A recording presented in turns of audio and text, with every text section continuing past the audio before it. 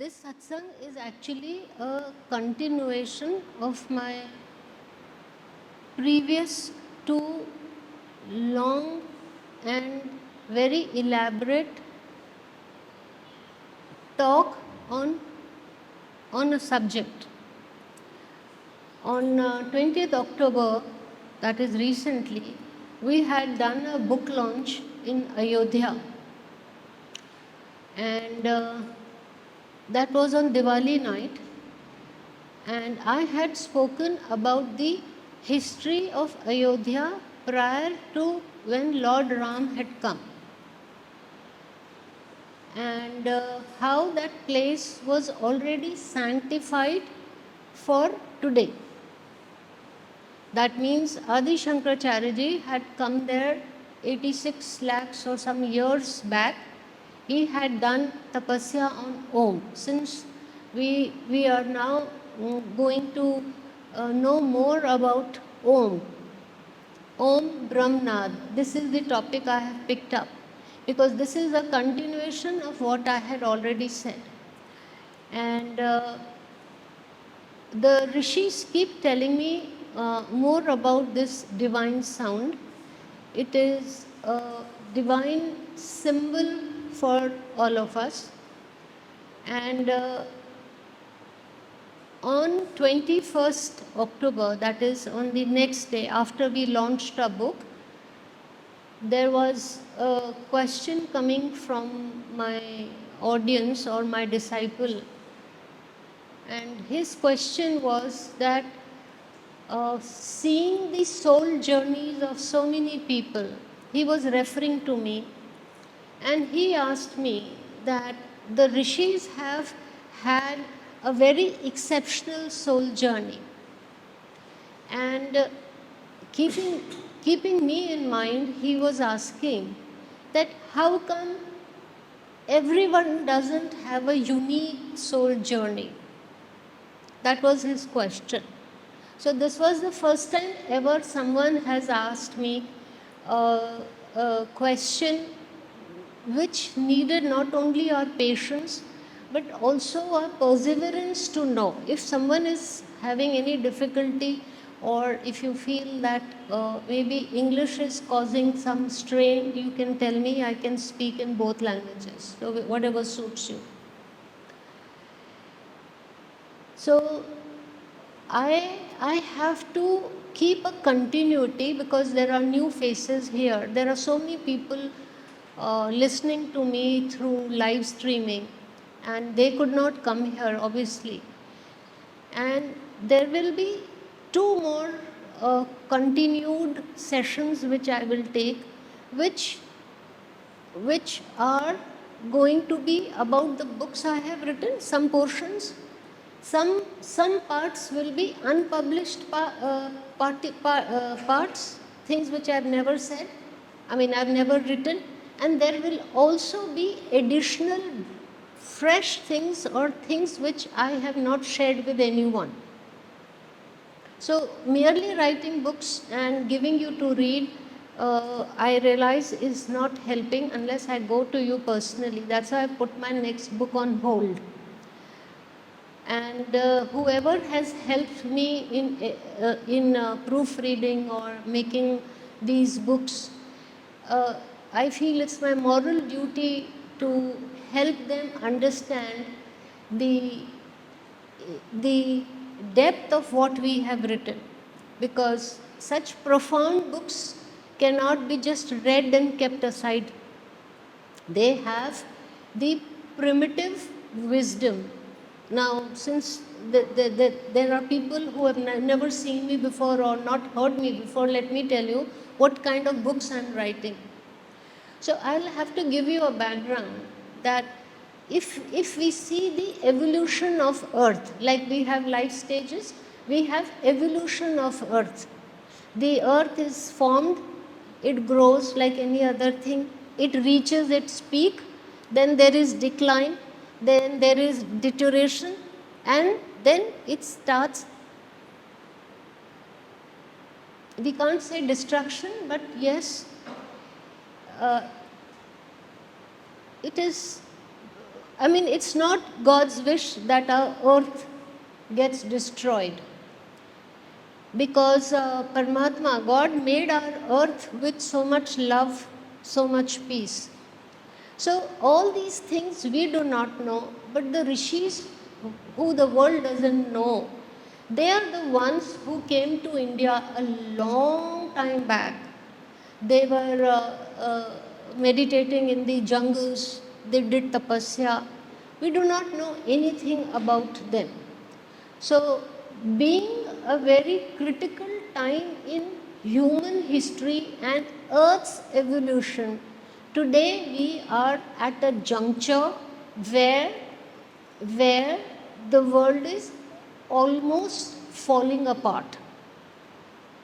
If divine intervention doesn't take place, we are sure to go down, and then the earth collapses.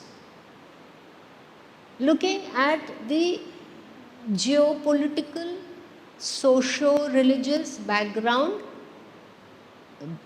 the loss of moral and spiritual values, the loss of faith, the loss of humanity, the loss of being humans, and all these things will automatically come to a point in a few hundred years which we call pralay. But that's not the wish of God. So let me quickly recap what I'm saying. I came here in 2019 on 28th September. That was our annual meet. And I had done a post of Adi Shankaracharya whose title was Holy Dreams, Holy Aspirations. I did not know that what I chose to speak on that day. We had come from Badrinath, Joshimath. After coming from Joshimath, Adi Shankaracharya ji made me write this, that post. It was here in 2019, on 28th September. It's 6 years now.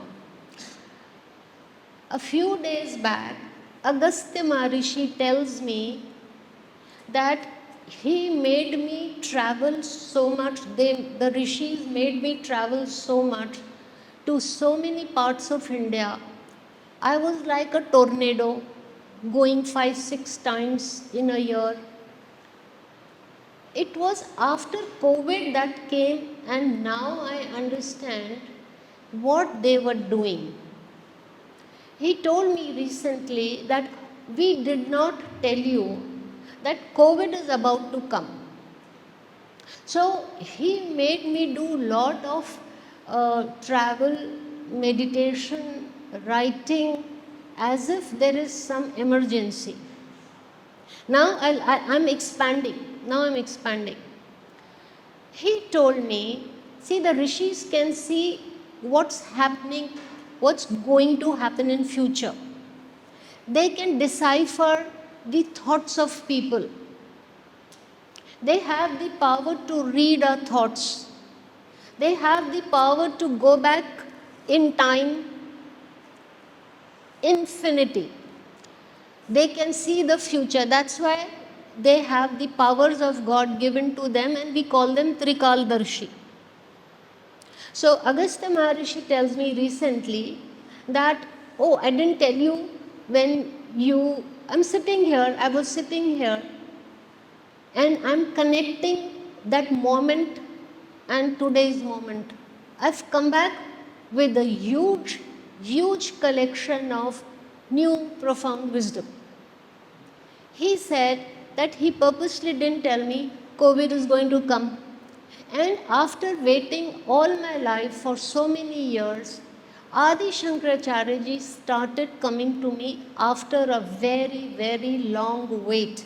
He was one rishi who would not give me darshan.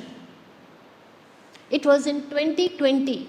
He started telling me about how to regenerate our body, mind, soul, how to regenerate the world. So all the articles, because I have many people who are with me for the last 10-15 years, so you know what I'm saying. So Agastya Maharishi said that Adi Shankaracharya ji said, I'll take my time.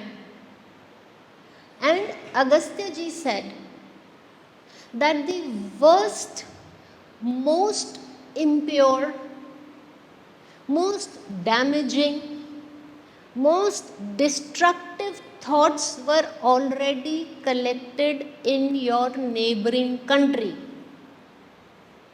They had already made plans to not only destroy our faith, our country, our heritage, our temples, our constitution, our democracy, our unity, and so many other things.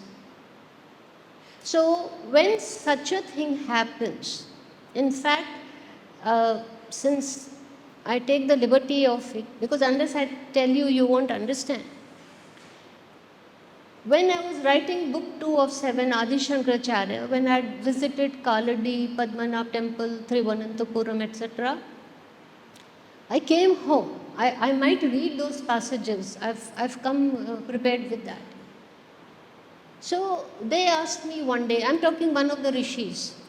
He asked me, which part of the world has the most impure and damaging thoughts?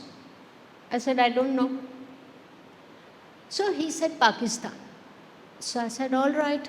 And then he showed me that in spite of a dark blanket of dark thoughts over Pakistan, there is one white cloud or a white layer which has Om Namah Shivaya, which I could hear.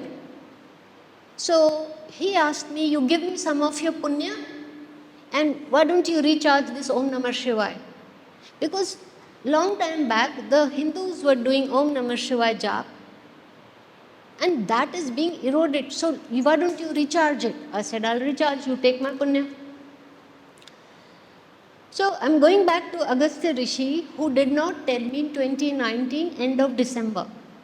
He told me now.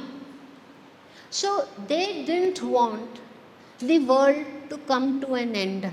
Now, whatever happened in the last few months, or especially in 2025, the Pahalgam and all these, recently Delhi and all these things have happened, which is, and our neighboring countries are being, you could say, a hotbed of anti-India activities. So obviously security, unity is very important for a country. So that is the work of the government and the governing agencies. I can't do anything. I have no power to do anything. But like I said to someone recently, and in my last discourse I had said, that when things go very wrong in the world or in your society or at home or in your life, when you can't control the things which are happening outside, there are two things we can do. Either we oppose it, we can oppose, like the government is opposing, or the defense ministers and etc., all those machinery, all that happens. Either we can oppose it, but they have the infrastructure, they have everything. I can't do that. The second thing what we can do is, which all of us will do and will do today, that we can increase satya and dharma in the world. Either you fight the evil forces, for which if you do it politically or socially, you need a proper, complete, well organized machinery, and it has to go on for many years. The other option is, instead of saying that so much wrong is happening in the world, or we feel helpless, or we are affected, my mind is affected, what can I do? We can increase our sadhana, we can increase Om, chanting of Om, we can clean the air. As normal human beings, I know nobody knows what is clean air, impure air. So I will tell you a little bit about it. That whatever we think a part of that energy gets embedded inside or in the ether. Our thoughts are energies. So whatever we are thinking, we are actually emitting energy. So thoughts are like atoms, they are like energy particles, so they are embedded. And after some time, it starts getting activated and it manifests. So the thoughts which are in the air, we do not know, obviously everyone has not done any kind of tapasya or sadhana. We don't know how to cancel those negative thoughts. But we can definitely clean our atmosphere by doing one way, one method is Om Sadhana. That's why I chose this Om Brahmanad. So, Agastya Maharishi told me that what happens is when so many people in the world start thinking of very materialistic, very selfish, very destructive thoughts, the Panch Mahabhut, the 5 elements, yeah, you've understood, Jal, Agni, Vayu, Prithvi, Agni, 5 हैं, Mahabhut. So, they lose their balance. And we have those elements in us. When it is in Vishal Roop, when they are in Vishal Roop, we call it, यानी अखंड रूप में होते हैं, तो we call them Mahabhut. But if that comes in our body or mind or our thoughts, they are called Panch Tattva. All these 5 elements. So they got distorted, यानी in human beings, in our manas, in animals, in plants, in us, the DNA got corrupted because of the imbalance which was brought by the so many destructive thoughts in our neighborhood. So this is the background, and why I have to tell you this, because either I could have started telling you how this earth was made and how many types of Shanti it has. Since you have not been inducted in it, I could not take up that. So since we are in so much turmoil and we do not know what the future is and how to cope up with our life so that at least we have peace of mind. We don't expect millions of people to do the service of cleaning the air or making our earth more green. We can't expect. At least some people can do it. So now the question is, why did I choose this word Brahmanad? It's because a very long time back, some 44 crore years back or something, when God decided that He has to create something, there was nothing. अभी इस पे थोड़ा सा हम और अब जिसको बोलते हैं ना, you have to forget who you are, what your name is. सारा भूल के आप आराम से बैठना पड़ेगा. ये तो हमने बाहर की बात की, अब अंदर की बात करते हैं. यानी विश्व की, ब्रह्मांड की उत्पत्ति कैसे हुई है, ये वो सब्जेक्ट है. और किस प्रकार की शांति थी और आज हम किधर हैं. कॉन्ट्रास्ट ये है कि यानी agitation, now we say the world is agitated. If you get to know what I know, you will be so surprised that we actually have forgotten what is peace. Shanti क्या है, हमको definition ही नहीं पता. We only know agitation.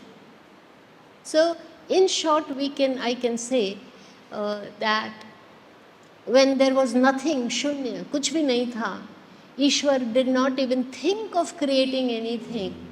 That was about 44 crore years back. And then out of God, यानी परमात्मा के अंदर एक संकल्प आया कि मैं कुछ रचना करूं। तो ईश्वर बोलते हैं, परमात्मा बोलते हैं, वो एजिटेशन था, अपने ही संकल्प को कहते हैं, ये स्पंदन था, ये वाइब्रेशन था, यानी मेरे को थोड़ा डिस्टर्ब होता है। ये शायद एक दो ही लोग बात समझ पाएंगे मैं क्या कह रही हूँ। यानी ईश्वर को कुछ करना ही नहीं था।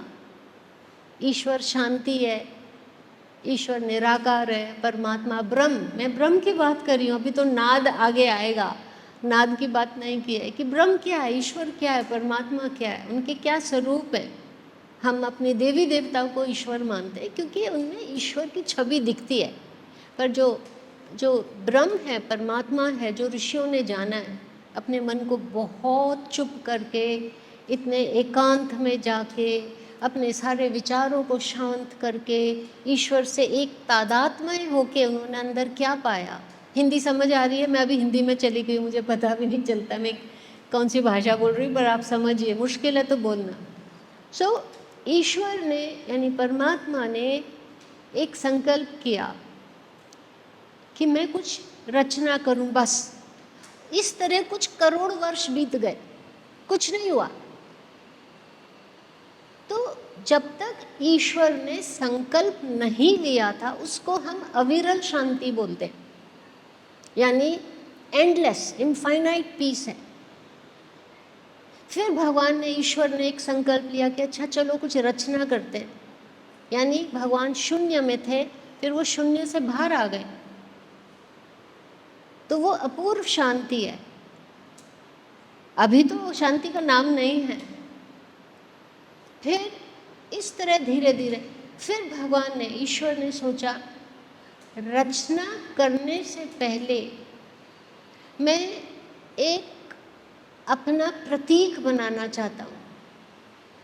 मैं निराकार हूँ, मैं अगम्य हूँ, अगोचर हूँ, मुझे कोई पहुँच नहीं सकता, पर मैं सुनता सब हूँ, जानता सब हूँ। मैं बोलते हुए नहीं बोलता हूँ, मैं सुनते हुए नहीं सुनता हूँ, पर मैं सर्वज्ञ हूँ। यही भगवान की, ईश्वर की गीता में ब्रह्म या कृष्णा ने यही सब, और शास्त्रों में भी, काशी में भी यही लिखा है, सब जगह यही लिखा है। तो ईश्वर ने अपने आप को बोला कि अब मैं अपने में से कुछ रचना करना चाहता हूँ। तो सबसे पहले उन्होंने कहा कि मेरा तो आकार ही नहीं है,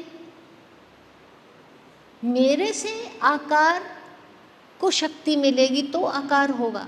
शेप आ ही नहीं सकता जब तक मैं नहीं दूंगा, कुछ भी क्रिएशन हो ही नहीं सकता जब तक मैं, यानी मेरी इच्छा के बिना कोई क्रिएशन नहीं हो सकता। तो भगवान ने एक ध्वनि बनाई, एक क्रिएशन की, किस चीज़ की, फर्स्ट साउंड, दैट वाज ओम। वो ओम है। और ओम में जो अ उ म 3 अक्षर हैं, वो तीनों अक्षर में, अ में, उ में और म में ईश्वर की शक्ति है। इसमें ब्रह्म का प्रकाश है। ये सब को मिला के ईश्वर ने एक ध्वनि बनाई। तो उस समय कोई प्लैनेट, कोई कुछ भी नहीं था, यानी नथिंग, केवल एक गूंज थी, एकोइंग था, वो ओम था। इसको अखंड शांति बोलते हैं, यानी जिसको हम डिवाइड नहीं कर सकते। ओम को आप डिवाइड नहीं कर सकते, ब्रेक नहीं कर सकते इस साउंड को। ये रिलेंटलेस है, ये चलता ही जाएगा। यानी जो ईश्वर ने हमारे लिए ओम की रचना, एक प्रतीक बना के एक चिन्ह बनाया है, वो अखंड है, उसको हम डिनाई भी नहीं कर सकते। तो वो भी कुछ करोड़ वर्ष तक केवल गूंज होती रही। फिर करीब 20-23 करोड़ वर्ष बाद भगवान ने बोला कि रचना के लिए मुझे 5 महाभूत बनाने पड़ेंगे, यानी कोई एनर्जी सोर्स बनाना पड़ेगा जिसमें फायर, वाटर, ये जो भी है। उसमें बहुत टाइम गया। फिर उसके बाद ईश्वर ने बोले कि मूवमेंट कैसे होएगी। अगर मैंने एक सॉलिड चीज़ बनाई है, पर उसको मूव करना पड़ेगा, उसमें मूवमेंट आनी चाहिए। तो महाप्राण बनाया। ईश्वर के लिए हम महाप्राण भी बोलते हैं।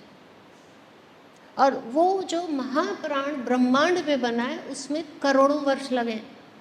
हम एक भी अपनी सांस के लिए कृतज्ञ नहीं हैं।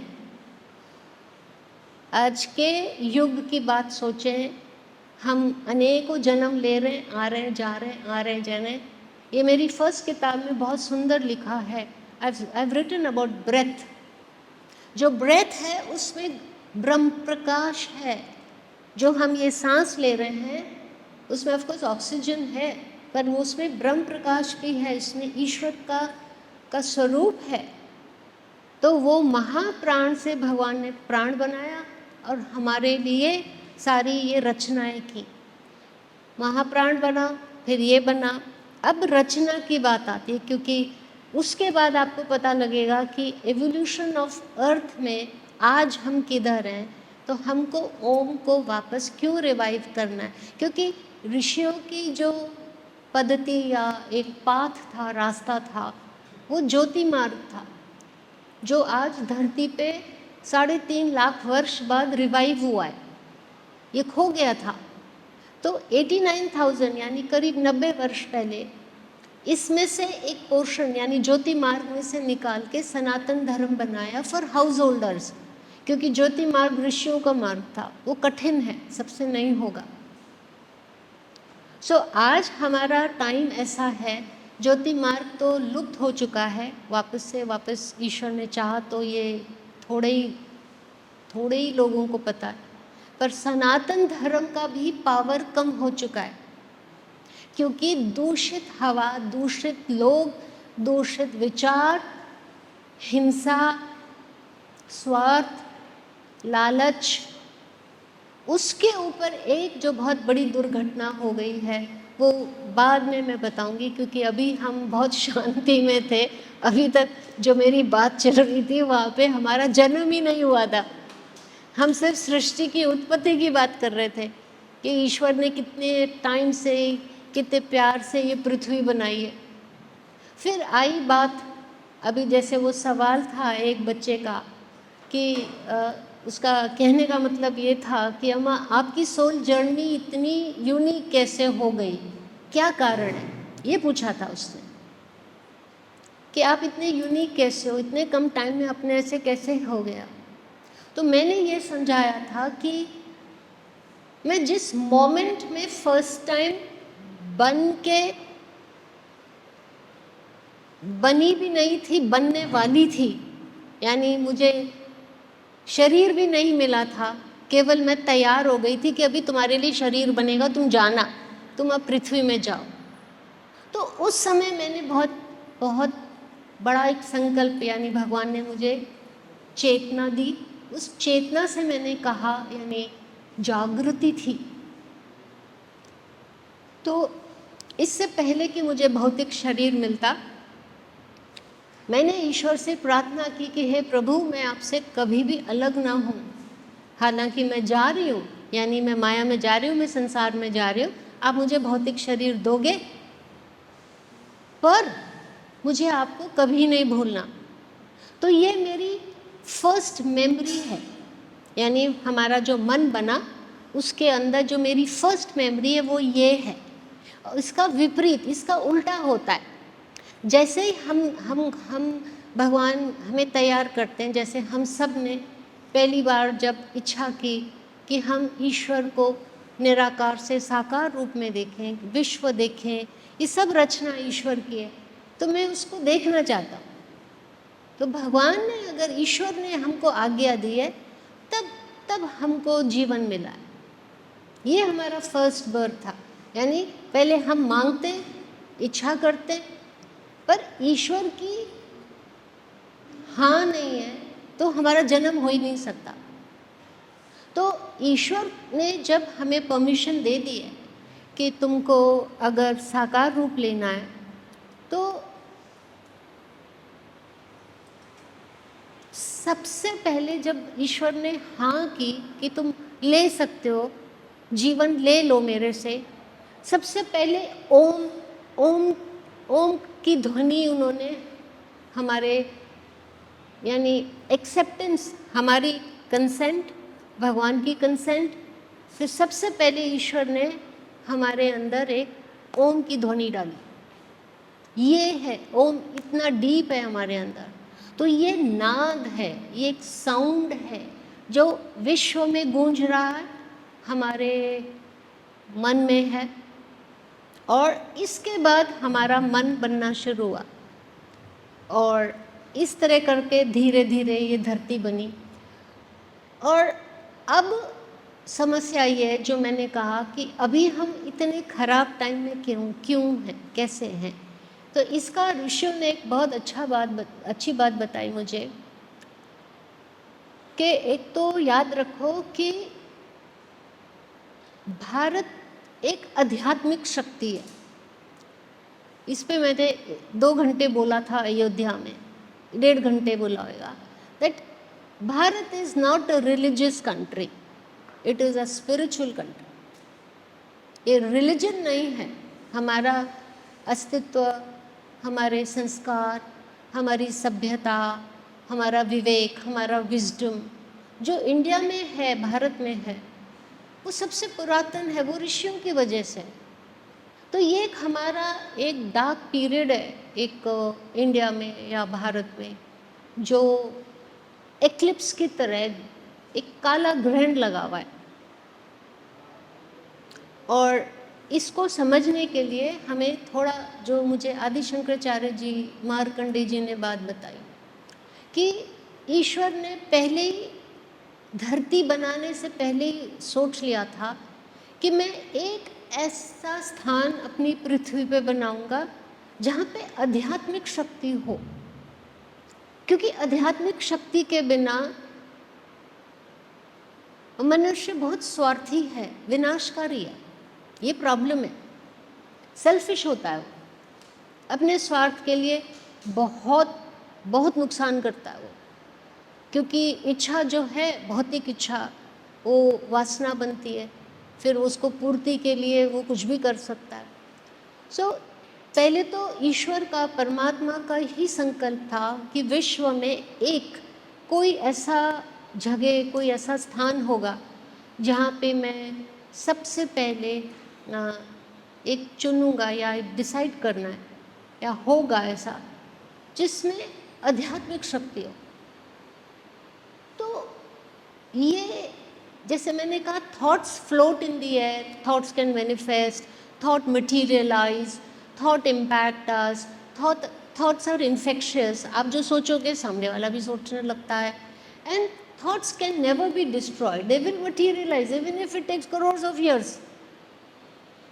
ये बात, ये विचार हमारे, जो हम जानते नहीं अपने आप को, जो हमारे अंदर विचार उठते हैं, उसका कोई विनाश नहीं कर सकता। यही प्रॉब्लम है, इसलिए इतने विनाशकारी बहुत ज़्यादा लोगों के इस तरह हैं आज। एनीवे, तो ईश्वर ने ये मन में यानी संकल्प लिया तो वो वाइब्रेट हो रहा है, यानी स्पंदन हुआ। हम कुछ भी सोचते हैं उसका एक वाइब्रेशन होता है एंड वो नॉन स्टॉप होता है एंड रिपीट करने से बहुत पावरफुल होता है। तो जब ईश्वर ने बोला कि मेरी पृथ्वी में एक स्थान ऐसा होगा जहाँ पे आध्यात्मिक शक्तियाँ जमा होंगी और वो उसका कभी विनाश नहीं हो सकता, नहीं तो उसके बिना मेरी धरती विनाश होगी। तो ये वाले संकल्प ऋषियों ने दिए, वो बाद में। पर सबसे पहले मनु, जिन्होंने मनुस्मृति लिखी है, उन्होंने सबसे पहले इतना अच्छा विचार किया 1 करोड़ वर्ष पहले कि ये प्रकृति इतनी सुंदर है, ईश्वर इतने सुंदर है, तो मैं ईश्वर को प्रकृति के रूप में पूजूंगा। ये हैं। और कई ऋषि हैं जिन्होंने मातृभूमि से इतना प्रेम किया और उन्होंने कहा हम सारे जीवन अपने मातृभूमि के लिए देंगे। तो उसमें स्वामी केशवानंद हैं बंगाल के, और नेताजी सुभाष चंद्र बोस हैं जो कि योगी थे, और दूसरे ऐसे थे जिन्होंने, अमराजी थे, उन्होंने भी करीब 1 करोड़ वर्ष पहले बोला कि ईश्वर ने इतनी शांति दी है हमें पृथ्वी पे, तो जितने भी नकारात्मक शक्तियाँ मैं उनको नाश करूँगा। तो ये इस तरह के इनडिस्ट्रक्टिबल, इसका विनाश नहीं हो सकता। भगवान ने ये सब संकल्पों को, सब अच्छे शुभ संकल्पों को एक जगह रखा हुआ है, कहीं ना कहीं ये सब जमा भी हैं। हमने भी संकल्प किया, फिर ईश्वर ने उसका जवाब दिया। और ईश्वर परमात्मा जब हमारे लिए कुछ सोचते हैं या हमको रिस्पॉन्स देते हैं, तो उनके अंदर से जो बात आती है तो वो इमीडिएटली मैनिफेस्ट नहीं हो सकती। एक स्थान है, यानी जो हमारा कैलाश पर्वत है, उसके ऊपर बहुत सारी चीज़ें ऐसी ईश्वर ने एस्ट्रल स्पेसेस बना रखे हैं, सेक्रेड स्पॉट्स बना रखे हैं। तो इसको हम हिरण्यगर्भ, यानी एक गोल्डन वूम है, एक ऐसा वेसल है जो कि गोल्ड का बना, ऐसा विचारों का। तो वहाँ पे ईश्वर हमारे लिए जो अच्छा सोचते हैं वो वहाँ जमा होता है। अब आई होप इतना यहाँ तक ठीक लग रहा है। ये सत्य है, ये सब ऋषियों ने बताया, तो वो मैंने लिखा है और ये किताबों में है, बहुत सुंदर बातें हैं ये। हम जब कैलाश में जाते हैं, मुझे भी नहीं पता था। मैं छोटा सा थोड़े एक ब्रेक के लिए आपको थोड़ा थिंकिंग टाइम भी देती हूँ। मैं 2010 में कैलाश गई थी। जैसे ही पर्वत आया तो बहुत पहले बादल थे, बारिश थी, तो सबने कहा दर्शन होंगे कि नहीं पता नहीं, ये ट्रिप तो वेस्ट हो गया। तो मैंने कहा नहीं, यहाँ तक भी पहुँची हूँ बहुत बड़ी बात है, क्योंकि पता नहीं जिंदा भी इतनी बर्फ़, इतनी बारिश, फिसलन, और सब ने कहा मौसम ख़राब है, वापस चलो। तो 1 बज गया होगा, तो खाना सर्व दे रहे थे, वो फूड, पैकेज फूड था, और मेरा इंटरेस्ट नहीं था खाने में, और मैंने ऐसे मुड़ के देखा है साइड में। मेरे मन में आया कि भगवान इतनी दूर लेके आया है, तो कुछ तो थोड़ा सा तो दर्शन दो। मतलब मेरी जान निकल गई है यहाँ तक पहुँचने में, और वो रोज़ रोज़ कैंसिल होता था, आज कैंसिल, आज मौसम ख़राब, तो कितना वेट करें, और पूरे दिन कमरे में कि बारिश को ऐसे। तो उन्होंने खाना दिया तो पड़ा था, तो मैंने ऐसे मुड़ के देखा, वो बादल छट गया अचानक, किसी को नहीं पता, सब खाना खा रहे थे, और वो खाना मेरे हाथ से कब गिरा और कब मेरी आँख से आंसू, इतने आंसू मैं इतना लाइफ में कभी नहीं रोई होंगी जितना उस दिन रोई होंगी। जैसे इसलिए रोई, ये नहीं कि मेरे लिए इतना कठिन था ये, मैं इसलिए रोई कि हे प्रभु, तूने इतनी बड़ी चीज़ बनाई, इतनी मैग्निफिसेंट चीज़ बनाई है, ये क्या है? I don't know what it had. And मेरे को इतना रोना इसलिए आया कि हे भगवान, हम अहंकार किस चीज़ का करते हैं? शायद वो रोने में मेरा सारा जो थोड़ा बड़ा ज़्यादा कम जो अहंकार था वो भूल गया। मैंने इतना रो के ईश्वर को पुकारा कि मेरा सारा अहंकार ले लो, क्योंकि ये बना नहीं सकता है, ये कोई और बना है, ये मतलब क्या था वो, कुछ कह नहीं सकती हूँ मैं। और ऐसी मैं कोई वो नहीं थी कि मैं, जैसे कई लोग होते ना, बहुत पूजा पाठी हो या बहुत रोज़ कुछ, एक ईश्वर के लिए बहुत बहुत ज़्यादा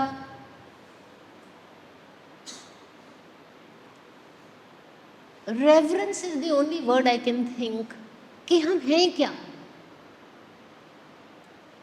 एक तो उसका साइज देखते और एक उसकी वाइब्रेशन देखते, और फिर आप सोचते हो कि तू क्या अपने आप को समझती है, तू क्या 30 मार्क है, तू है कौन? इतना सुंदर था वो, और मुझे लगा अब मैं मर सकती हूँ। आज मैं मेरे से भगवान कहे तू चली जा, संसार छोड़ दे, मैं छोड़ सकती हूँ। वो ऐसा मेरे को ईश्वर का दर्शन इस तरह हुआ पर्वत को देख के, और मुझे नहीं पता था कि कैलाश के ऊपर क्या क्या छुपा के ईश्वर ने रखा है। और मैंने कहा मुझे नहीं पता शिव भगवान कौन थे, आप कौन हो, ये कौन है, मुझे नहीं पता, पर ये कृति देख के तो मैं ज़रूर बोल रही हूँ कि प्रभु तू मुझे पूरा का पूरा ख़त्म कर दे आज। क्योंकि आपने क्यों बनाया, ऐसा कौन बना सकता है, ये इतना सुंदर है वो। अब वो शायद मेरी दृष्टि थी, कई लोग जाके भी शायद ना समझ पाएँ। अगर उसको स्पिरिचुअल टूरिज्म बोल दोगे तो वो चीज़ नहीं दिखेगी, वो टूरिज्म नहीं है। आजकल जो चला है चलन स्पिरिचुअल टूरिज्म, वो टूरिज्म नहीं है। मैं ये कह रही हूँ कि बाद में मुझे पता लगा कि कैलाश के ऊपर विश्वामित्र जी जो 1 करोड़ वर्ष पहले आके मुक्ति पा गए हैं, उनका बहुत सारा तपस्या, उनकी बहुत सारी तपस्या कैलाश पर्वत के नीचे छुपा रखी है। और ऊपर ऐसा एक स्थान बना रखा है कि हम जैसे लोग जो चाहते हैं जाते हैं और रोते हैं या चाहते हैं या कामना करते हैं या पुकारते हैं कि प्रभु हम हैं कौन, मुझे तो वहाँ जा कैसे लगा मेरी आइडेंटिटी नहीं है, मैं कुछ भी नहीं हूँ भगवान, क्योंकि कोई मनुष्य ऐसा कोई स्थान बना ही नहीं सकता। ये एक अनुभव था मेरा। अभी मुझे नहीं पता कि कितना कंस्ट्रक्शन हो गया है, क्या फेथ है, कितनी भीड़ है उधर, पर मैंने बस ऐसे गर्दन यूँ मोड़ी और मेरे लिए भगवान ने बादल हटाया। तो मेरे को इस तरह भगवान बहुत दिखते हैं कि वो बादल मेरे लिए उठा, वो मोमेंट क्या था। और जैसे कोई हथियार छोड़ देता है ना कि मैं हार गई प्रभु आप जीते, फिर इसको आप आगे लेके जाते हैं तो आपको लगता है कि ये रचना तो पूरी पृथ्वी की ब्रह्मांड की हम कर ही नहीं सकते। कैलाश के ऊपर बहुत सारी इस तरह की शक्तियां हैं, उसमें मुक्ति प्राप्ति की भी एक है।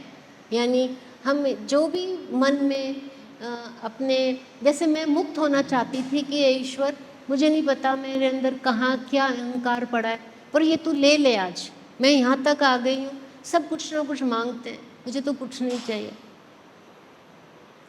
क्योंकि आपको मैंने इस रूप में आज यानी साकार रूप में देखा, पर्वत के रूप में देखा, और वो जो वाइब्रेशंस हैं, और एक्चुअल में वो अगर आप फोटो देखो, वो मेरे हिसाब से वो आइकॉनिक फ़ोटो है जो मैंने ली, उसमें दरअसल ऐसे लगता है वो शिव भगवान ही दिख रहे हैं, जटाधारी हैं, त्रिनेत्र हैं। उस समय स्नो की फॉर्मेशन वैसी थी कि ऐसे लग रहा है कोई योगी बैठा है ध्यान में और त्रिनेत्र है।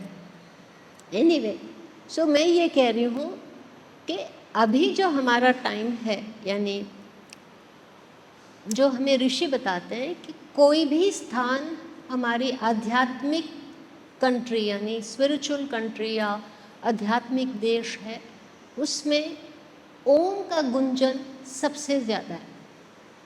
कोई भी पुण्य स्थल, कोई भी ज्योतिर्लिंग, कोई भी तीर्थ क्षेत्र, कोई भी होली सिटी जैसे काशी है, और खासकर काशी का तो बहुत ज़्यादा जिक्र हो रहा है बार बार, क्योंकि सब ऋषियों के अनुभव पुस्तकों में लिख के एक नदी किनारे बनाए गए। आदि शंकराचार्य जी ने वहाँ जाके, यानी जब वो आदि शंकराचार्य बन के आए, उन्होंने वहाँ जाके भज गोविंदम लिखा था। तो उसका वो बहुत अच्छा मुझे कारण बताते हैं। वो बोलते हैं कि मैं ये कहीं भी लिख सकता था, यानी भज गोविंदम कहीं भी लिख सकते थे, पर वो काशी में जाके लिख के आए। तो ऐसी एक पीछे एक स्टोरी है इसके कि उन्होंने काशी में दृश्य देखे कि कोई माया से बहुत चिपका हुआ है, कोई शरीर से बहुत चिपका हुआ है, कोई धन दौलत से, और कोई आराम पसंद ज़्यादा है, कोई कैसा है, पर कोई भी ईश्वर का नाम नहीं ले रहा। तब उन्होंने कहा कि मूर्ख, तेरा तो बुढ़ापा भी आने वाला है, तू तो बीमार भी पड़ने वाला है, तू क्या कर रहा है, तू ये सब समय बर्बाद कर रहा है, तू भगवान का नाम ले, भज गोविंदम भज गोविंदम। फिर वो सारी अवस्था बताते हैं, अवस्थाएं कि तू देख अभी जवान है फिर बूढ़ा होएगा, तो ये सब नश्वर है, तो क्या कर रहा है। तो उन्होंने मुझे एक बहुत अच्छी बात बताई है, मैंने बहुत ब्रीफ में किताब में लिखा है उसके बारे में, और वो ये है, उन्होंने कहा कि मुझे क्या ज़रूरत थी ये काशी में जाके बोलने की, मेरे को तो आता है, मैं कहीं भी ये लिख सकता था, पर मुझे लोगों को देख के क्या लगा।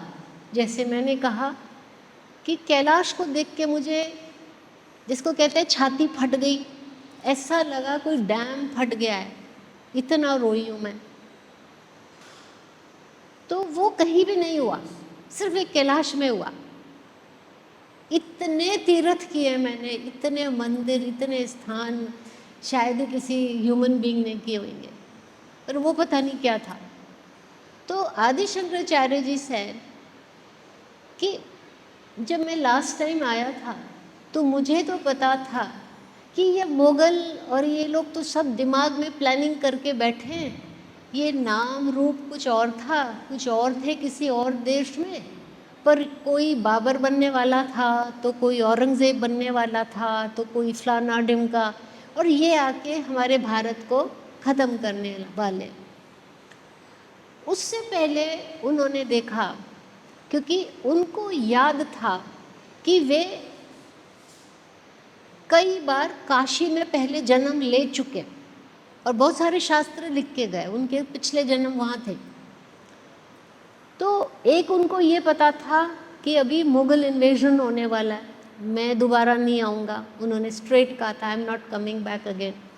दूसरा उन्होंने कहा था कि इंडल्जेंस बहुत आ चुकी थी काशी में, यानी हमारी ओम की स्मृति डल हो चुकी थी, और उसके बाद जैसे ये मुगल्स आए तो उनका जो एंटरटेनमेंट था वो बहुत अलग था, यानी वो भोगी प्रवृत्ति के थे, बहुत विलासी भोगी थे, जैसे वो शराब पीना, वो कोर्टिसन्स को बुला के डांस करना करवाना, ये सब बहुत करते थे।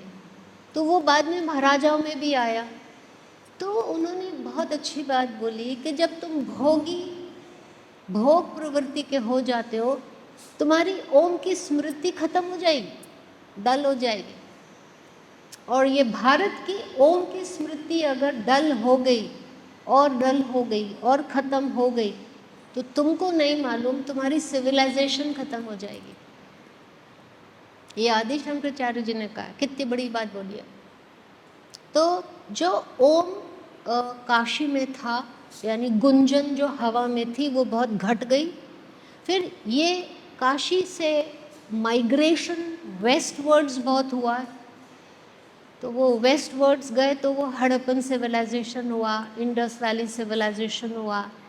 तो वो ओम की स्मृति उन लोगों में कम होती गई, क्योंकि वहाँ उनको लैंड कम लगी, तो वो वेस्टवर्ड्स आ गए, तो उनके पास बहुत बहुत लैंड थी, पानी था, तो उनकी खेती जो हमको बहुत पता है हड़प्पन सिविलाइजेशन का, तो उनकी ग्रेनरी यानी जहाँ अनाज बहुत था। फिर यही लोग आगे जाके ये पाकिस्तान और इंडिया पंजाब बना, तो आप देखे उनके नॉर्थ वेस्ट फ्रंटियर में बहुत बड़ी बड़ी हवेलियाँ या हट्टी जिसको बोलते हैं, दुकानें बनी। तो स्लोली मटीरियलिज्म बहुत आया।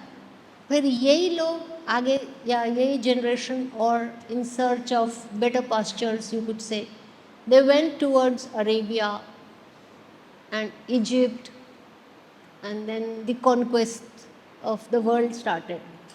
सो अभी वर्तमान में अभी क्या प्रॉब्लम है, क्यों हमको ओम या ओम की बात की चर्चा भी करनी पड़ी है, क्योंकि अभी इंडिया में, भारत में आध्यात्मिक शक्ति बहुत कम हो गई है, क्योंकि मन में चिंतन मैक्सिमम लोगों का भौतिक चीज़ों का है। तो इसके लिए एक उन्होंने यानी आज जो हम जिस पे चर्चा कर रहे हैं, वो एक ये बात थी कि उन्होंने कहा कि विश्व में अभी, यानी अभी बहुत उथल पुथल है और आगे भी होगी।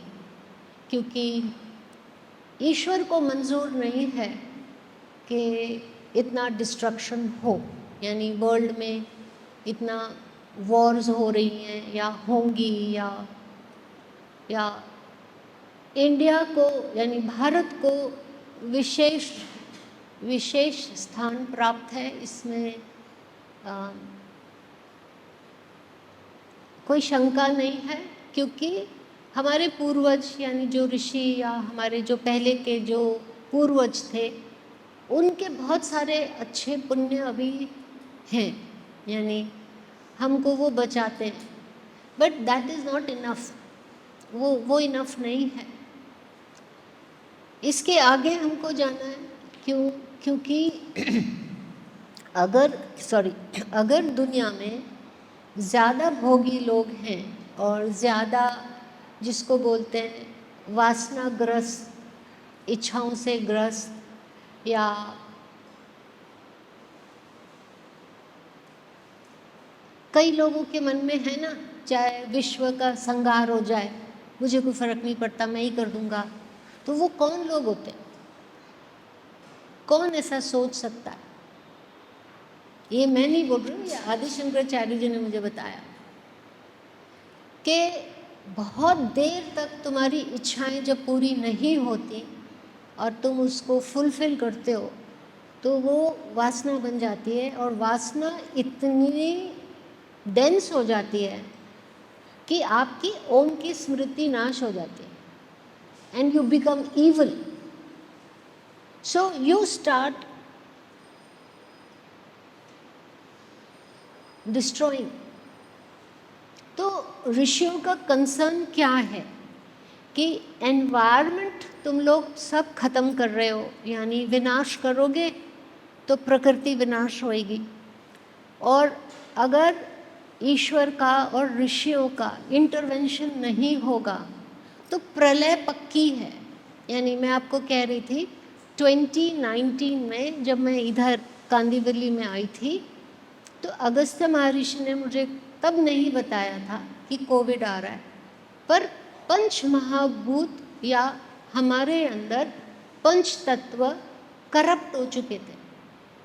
वो करप्शन के कारण, डीएनए करप्ट होने के कारण हमको कोविड हुआ है। और उन्होंने पहले ही उद्घोषणा कर दी थी, जो कि सत्य हुई, क्या कि तुम इस कोविड से निकल जाओगे, पर तुम्हें नहीं पता तुम ठीक नहीं होने वाले हो अनलेस तुम योगा ना करो, प्राणायाम ना करो, ध्यान ना करो, खाने का पूरा परहेज ना करो और अच्छा जीवन जियो और अपनी श्वासों को फालतू चीज़ों में ना लगाओ, बिकॉज तुम्हारे प्राण शक्ति कम हो जाएगी।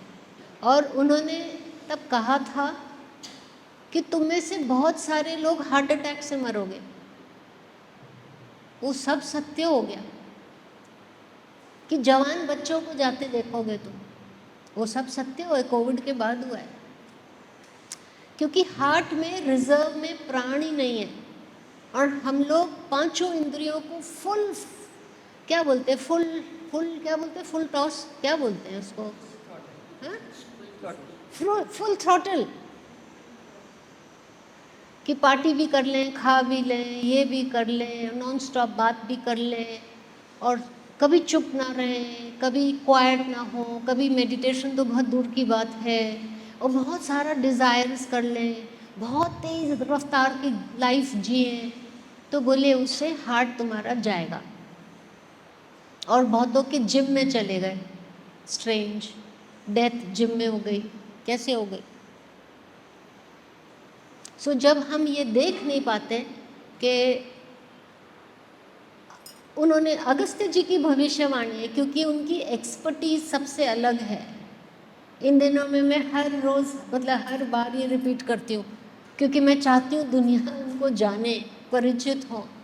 उनकी स्पेशलिटी वर्ल्ड में सबसे अलग टॉपिक में, जैसे कहते हैं ना इन्होंने जो पीएचडी किया है सबसे अलग टॉपिक किया है, वो सबसे अलग टॉपिक अगस्त्य जी का, द रिलेशनशिप ऑफ प्राणा एंड पंच तत्व और पंच महाभूत। जो हमारे प्राण हैं और जो हमारे अंदर पंच तत्व हैं उसका क्या रिलेशन है। अभी कोई सोच भी नहीं सकता कि ये भी कोई केमिस्ट्री यानी दी केमिस्ट्री हमारा जो केमिस्ट्री है, हमारे अंदर प्राण है, ये जो मैं श्वास ले रही हूँ वो प्राण है, यानी इसके अंदर लाइफ फोर्स है। मेरी लाइफ फोर्स और पंच तत्व के का क्या रिलेशन है या क्या केमिस्ट्री है, अभी आप बताओ। तो मैं बहुत खुश होती हूँ, मुझे लगता है जैसे मैं फर्स्ट आई तो मुझे खुशी होती है कि हमारे ऋषियों ने इतनी रिसर्च की हुई है, हम हमेशा आगे थे और आगे रहेंगे। मुझे उनका झंडा गाड़ना बहुत अच्छा लगता है, क्योंकि तपस्वी थे, सबको दे के गए, त्याग करके गए, ईश्वर के लिए इतनी प्रेम और इतनी जैसे आस्था रख के गए, कभी किसी से कुछ नहीं मांगा। मुझे अगस्त्य महर्षि जी अभी फिर याद आ रहे, क्योंकि उनकी जीवनी मैंने लिखी है। कितना प्यार, इतना स्टूडेंट्स के लिए इतना प्यार, ईश्वर के लिए इतना प्यार, 103 वर्ष तक जी के गए कि मेरे को ये सारे डॉक्यूमेंटेशन करके मेरी सारी पांडुलिपियाँ मेरे को 3 वैदिक शालाओं में देनी है। ये पुडुचेरी की बात है, 75,000 ईयर्स बैक। तो भारत कैसे विश्व गुरु नहीं बनेगा? ये मेरा नेक्स्ट टॉपिक होने वाला है बैंगलोर में, कि भारत हमेशा से विश्व गुरु था और रहेगा। मुझे गर्व होता है, मैं खुला बोलती हूँ आज का कि मैं बहुत बड़भागी हूँ कि मैं भारत में जन्मी और मेरे सारे फोर फादर्स इधर के ही थे, और मुझे कभी भी संकल्प नहीं था कि मैं फॉरेन कंट्री में मेरा पैर भी छुआ जाए। I don't want to go, but I might have to. लोग बुलाते रहते, मेरे अंदर कभी खुशी नहीं आती कि मैं आई, कभी भी नहीं आई कि मुझे वहाँ बेटर लाइफ मिलेगी। मुझे नहीं पता ये धरती क्यों मुझे इतना खींचती। तो ये पावन भूमि है। So we should be so sensitive. ये चीज़ों में मेरी रुचि ज़्यादा है, तो शायद मैं जिसको बोलती हूँ कि कितना भी आप मेरे से ये बातें करवा सकते हो। तो we go back to what I was saying कि ये जो पीरियड है ये वर्स्ट इसलिए है क्योंकि ये कलयुग भी नहीं है, ये विशेष कलयुग है। ये एवोल्यूशन ऑफ अर्थ में एक ही बार आया है और दोबारा आने नहीं देंगे ईश्वर, क्योंकि इसमें सबसे बड़ा डैमेज एनवायरनमेंट को हुआ है। जो जितने हमने फॉरेस्ट ख़त्म कर दिए हैं, वो जितनी मतलब जितने वृक्ष थे, जीव जंतु थे, वो किधर गए? किधर है वो? इसका मतलब आज ऑक्सीजन कम है।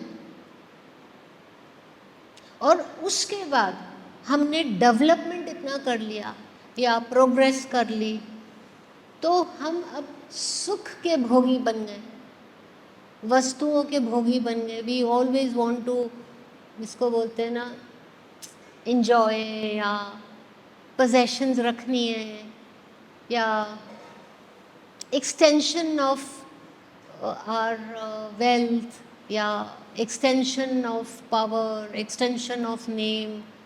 हम इस चीज़ में बहुत ज़्यादा हैं। And the rat race to reach somewhere, वो हमें गिरा चुकी है। सो ऑक्सीजन नहीं है, भोगी हो गए, आलसी हो गए, ये दुख है। ये डेथ्स वेथ्स एक कारण ये भी है। मैं मेरे जो शिष्य हैं उनके साथ बैठ के मैंने बहुत सेशंस किए हैं इस चीज़ पे कि हमारे बच्चे आलसी नहीं हो सकते।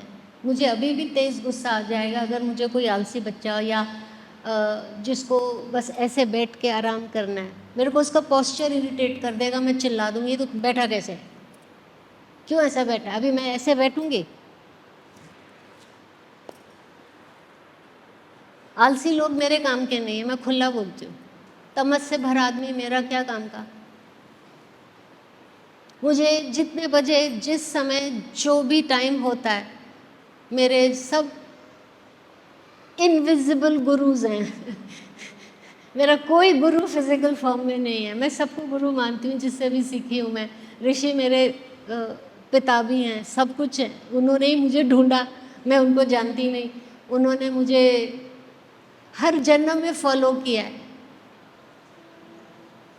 मेरे फर्स्ट बर्थ से मार्कंडे जी मुझे फॉलो कर रहे हैं। अगस्त्य जी कहते हैं मैं 92, 89, 90 ईयर से तेरा वेट कर रहा हूँ कि कब विशेष कलयुग आएगा तो तू हमें जीवंत करेगी, हमारी बात करेगी।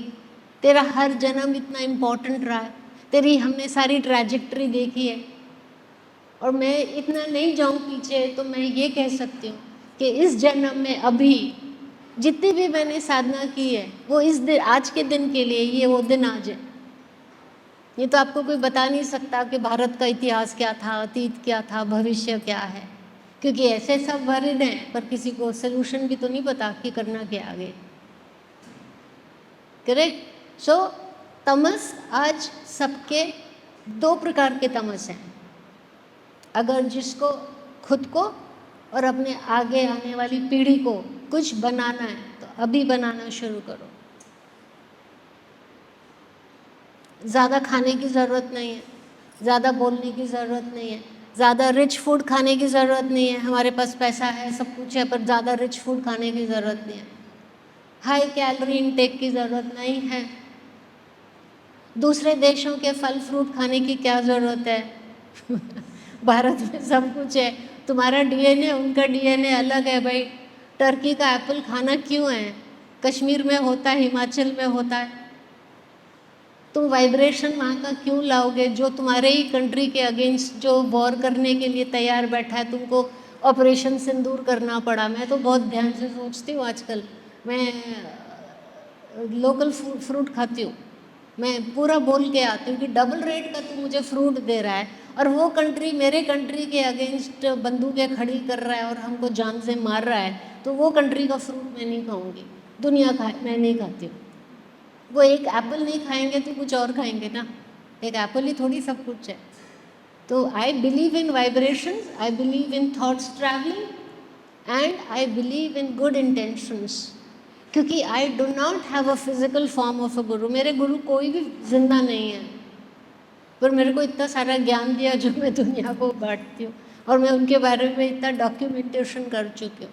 सो ये जहाँ पे तमस ज़्यादा है वो मुझे पसंद नहीं है। I stay away. क्यों?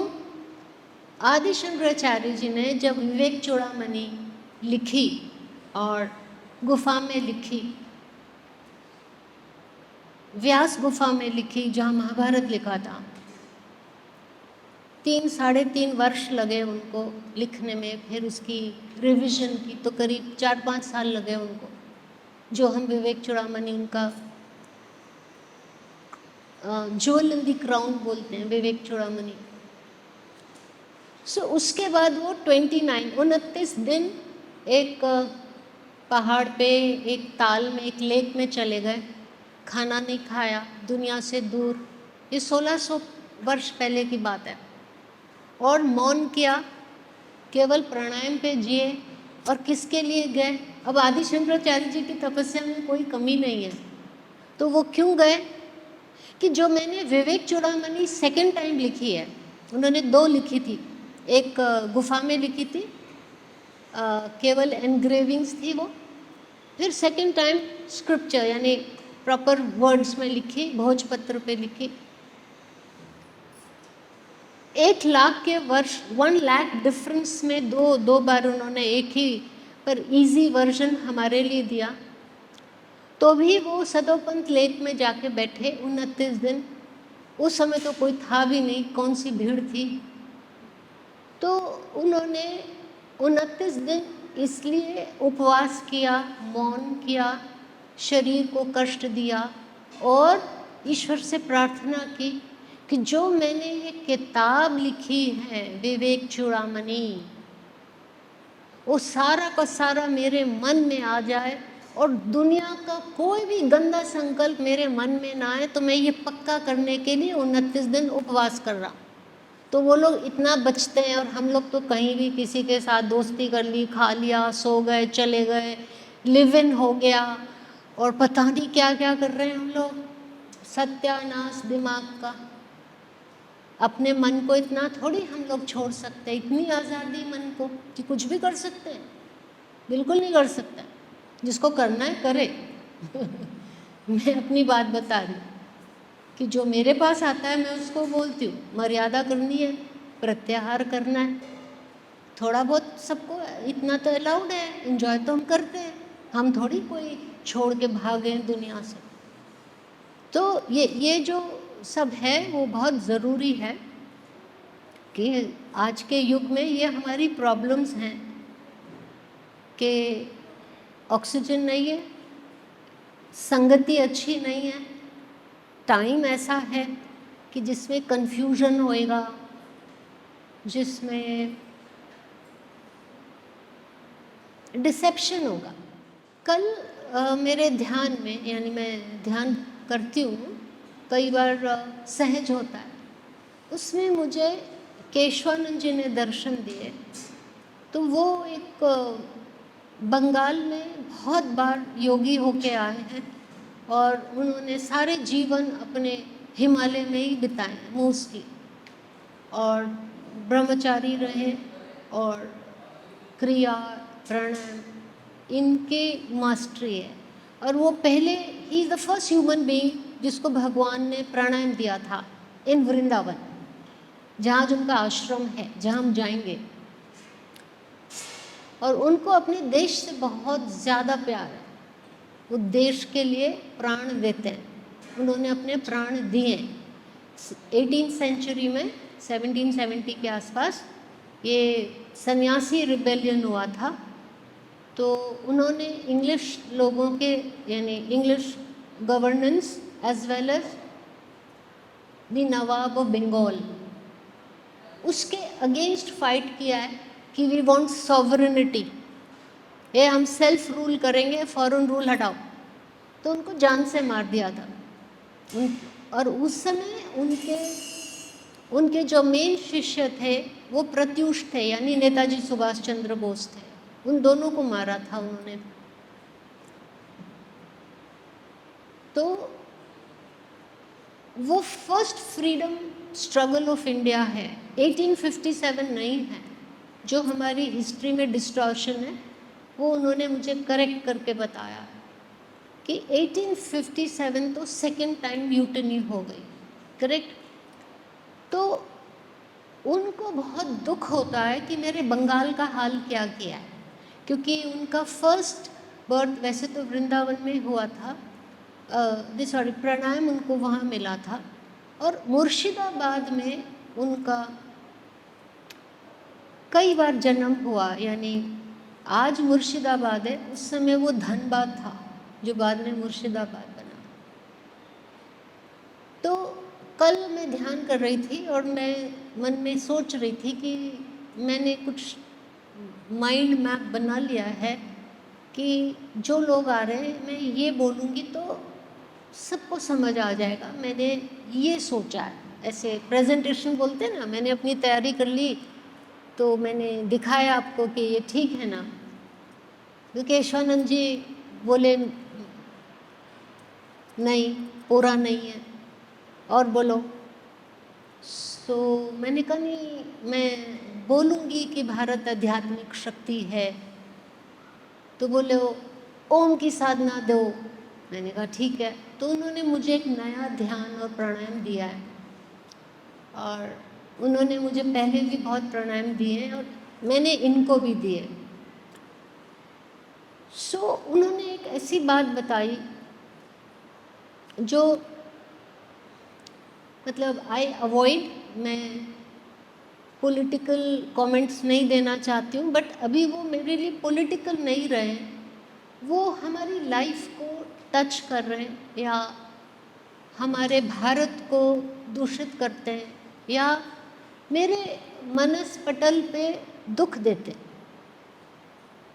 मतलब जैसे मैं आपको बताऊं, ये मैं बहुत सेंसिटिव बात बता रही हूँ कि शारदा पीठ हमारा खंडित है, इतने सारे हमारे जो धर्म स्थल हैं या गुफाएं हैं, मंदिर हैं, तो मुझे नहीं पता था। मैं पहले एज अ हिस्टोरिकल फैक्ट देख रही थी, फिर टेम्पल्स को समझने के लिए देखा, फिर स्पिरिचुअली देखा, and heritage and pride of India भी देखा। फिर ऋषियों ने कहा नहीं, वापस जाओ, वहाँ पे बहुत शक्तियाँ हैं, चाहे खंडित हो गए मंदिर, तुम वहाँ से निकाल लाओगी, तुम जाओ वहाँ ध्यान करो। मैं वहाँ भी वापस गई। तो मुझे नहीं पता था कि मेरे मन के इतने गहरे लेवल पे मेरे को ज़ख्म लग रहे हैं।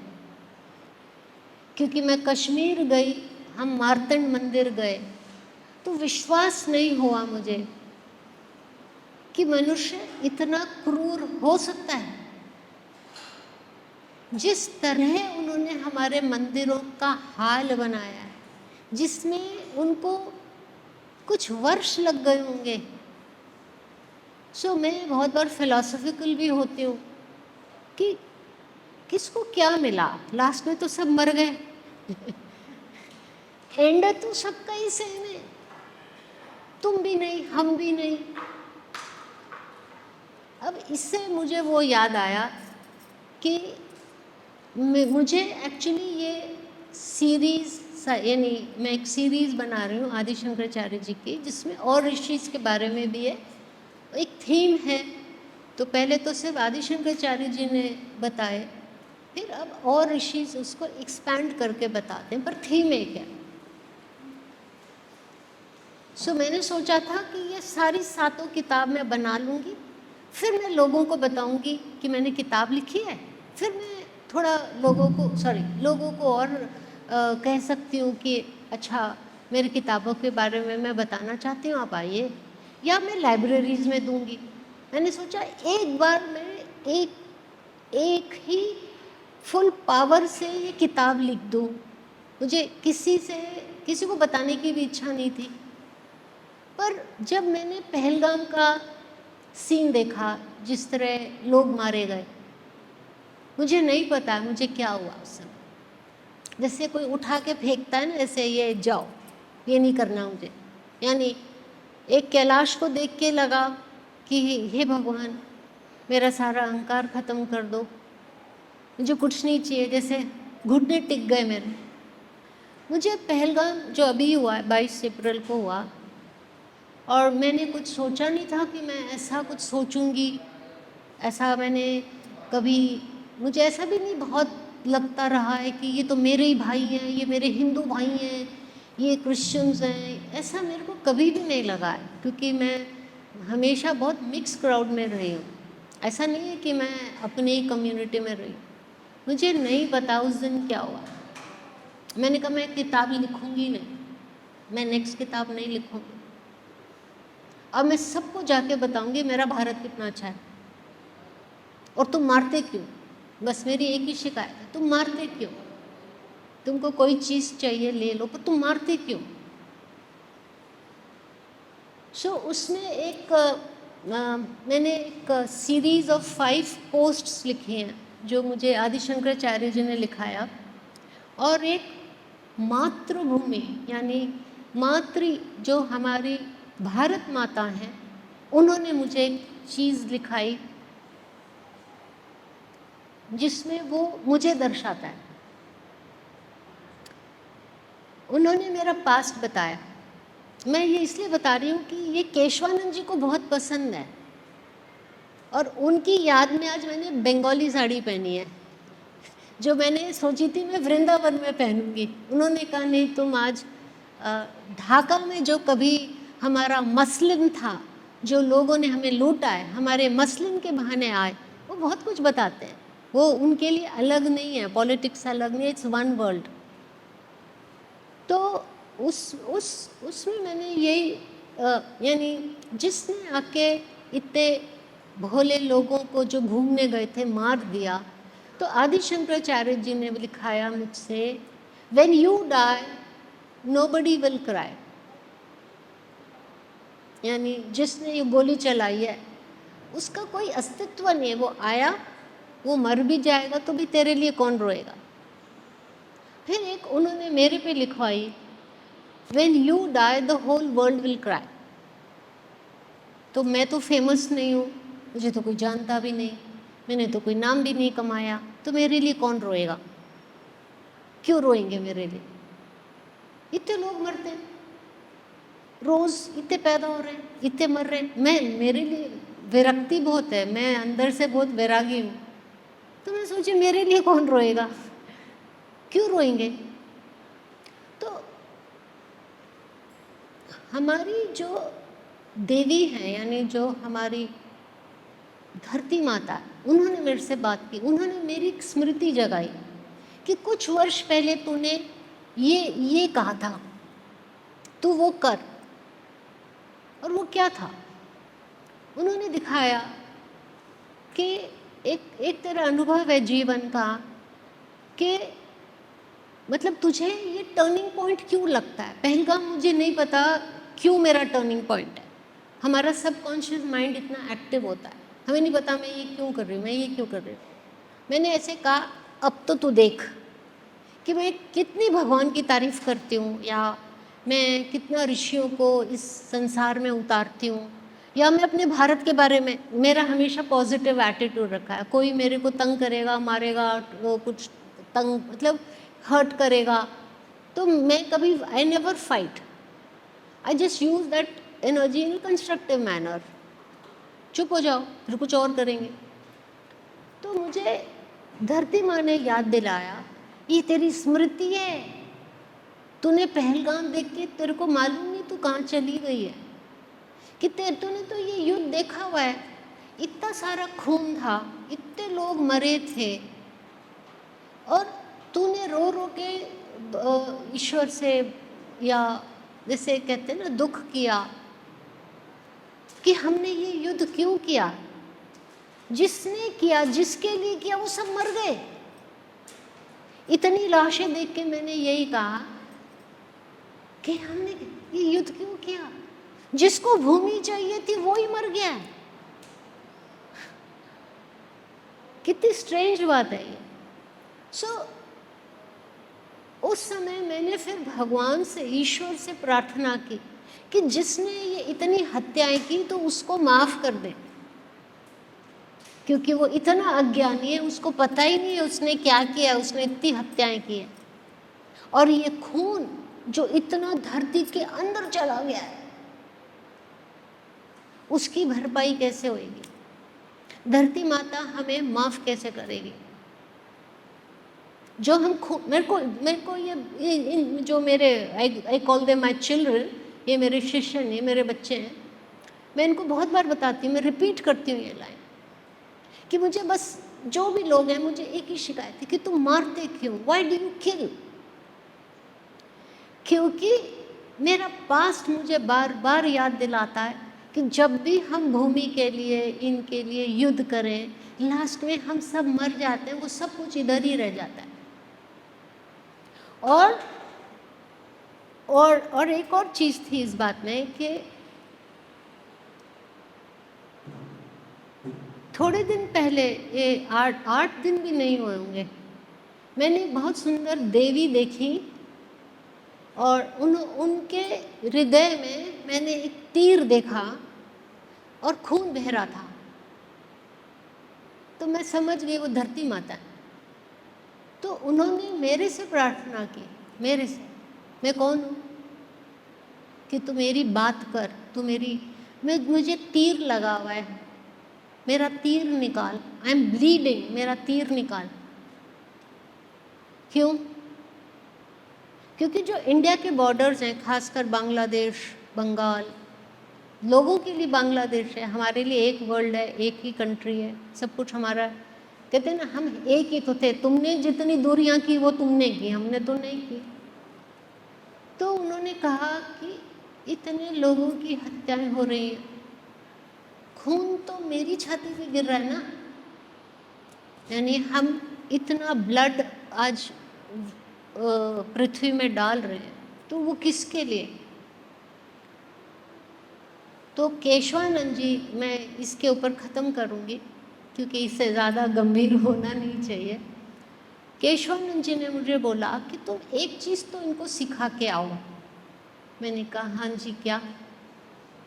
तो बोले, मेरे लिए कह रहे थे कि तुमको तो पता भी नहीं है, अभी सीख रही हो कि कम्युनिज्म क्या है, सोशलिज्म क्या है, डेमोक्रेसी क्या है? मैंने कहा जी ये नए नए शब्द हैं, अभी सीखने पड़ रहे हैं तो मनुष्य के दिमाग ही हमने पता नहीं क्या क्या कर रखा है। सो उन्होंने कहा तुम लोग नाम अलग अलग देते हो पर काम वही करते हो। अब अपने लिए जमा करो, दूसरों की जैसे कहते हैं ख़त्म कर दो या उसको वो कर लो। और एक जो बहुत बड़ी नई चीज़ मैंने सीखी केशवानंद जी से, जो उन्होंने कहा तुम सब ओम का गुंजन करो, ओम की साधना करो, क्योंकि भारत को वापस से पवित्र बनाना है। और वो उन्होंने ये कहा कि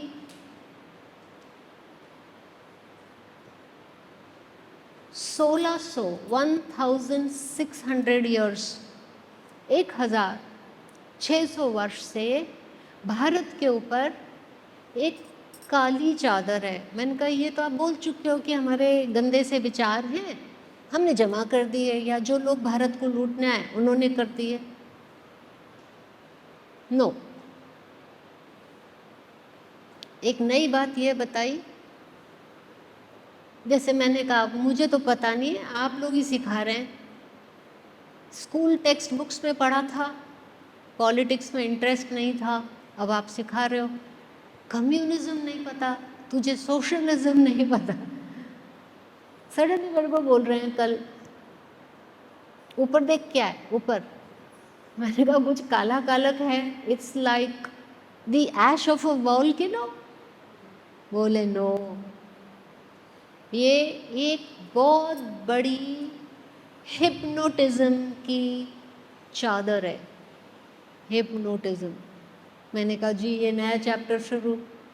सो उन्होंने कहा कि कुछ लोग जो पावर चाह रहे थे, उन्होंने भारत और भारत के कुछ पॉलिटिशियंस को अपने काले जादू से या गंदे विचारों से या हिप्नोटिज्म से इतना हिप्नोटाइज कर दिया कि उन्होंने इंडिया के लिए रॉन्ग डिसीजंस ले लिए और उन्होंने करवा दिया। और पब्लिक के ऊपर इतना ज़्यादा असर कर दिया कि गलत चीज़ को तुम लोग राइट कह रहे हो और मान रहे हो।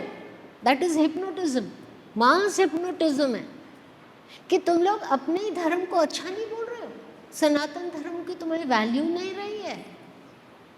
तुम्हारी पीढ़ियों ने जो धर्म को समझा, इतने पुण्य किए, इतने अच्छे आचरण किए, संस्कार दिए, या कॉन्डक्ट या डिसिप्लिन था उनका, अब तुम लोग मजाक समझ रहे हो, तुम लोग उसको आउटडेटेड बोल रहे हो। तो तुम पे हिप्नोटिज्म किसने किया है? और खासकर बंगाल, ये मैं नहीं भाई पॉलिटिकल कमेंट्स मैं नहीं मार रही हूँ, बट तो बोले वो बंगाल जहाँ से इतनी देशभक्ति निकली, आज उसका क्या हाल है। तो अब तुम लोग जब ओम को इतना प्रेम, अभी आज सिर्फ क्योंकि ओम पे ही बोलना है तो एक ही टॉपिक लेंगे। और उन्होंने कहा कि अयोध्या में अभी उसका नवनिर्माण किया, मंदिर नया बनाया है और उसके ऊपर ध्वजा लहराई। मैंने कहा हाँ हमने देखी, हमें अच्छा लगा, बहुत मेहनत लगी, बहुत अच्छा सुंदर बनाया है। तो बोले जैसे जैसे ध्वजारोहण हो रहा था, यानी रोहण ऊपर यानी चढ़ रहा था, ऑब्वियसली एक क्रिटिकल मोमेंट था। सो बोले अब से यानी 25 नवंबर की बात है, क्योंकि ऋषि तो सबके लिए, वो छुप के सब सब सब धरती पे सब जगह अच्छा चाहते हैं। तो बोले जो ध्वज चढ़ गया है ऊपर, वो पल के बाद, यानी the moment it was unfurled and hoisted, उससे वो हिप्नोटिज्म भारत के ऊपर से कम होना शुरू हो गया। और साथ में तुम लोग साधना पढ़ाओ अपनी। एक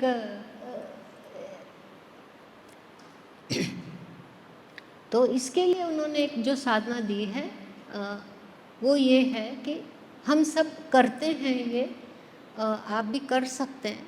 इसको अनुबंधित श्वास क्रिया बोलते हैं। यानी हम हमारा जो विचार है या जो हम लाइफ लीड कर रहे हैं वो ठीक नहीं है, सो उसको ठीक करेक्शन करने के लिए हम इसको बोलते हैं एक आसन ग्रहण, सुखासन बोल लीजिए उसको। हम आसन लेते हैं, यानी जैसे मैं बैठी हूँ या आपको क्रॉस लेगेड आलती पालती मारनी आप मार सकते हैं, कोई पद्मासन बोलते हैं वो ले ले, और अपनी जो श्वास है, जो ब्रेथ है, उसको रेगुलेट करें।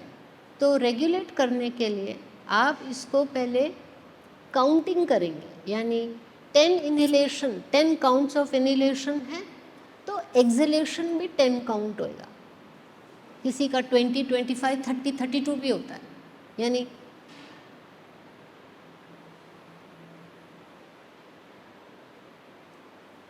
तो ये सेम लेंथ का था, वरना क्या होता है हम जैसे जैसे कुछ सोचते हैं तो कभी हमारी श्वास छोटी बड़ी, यानी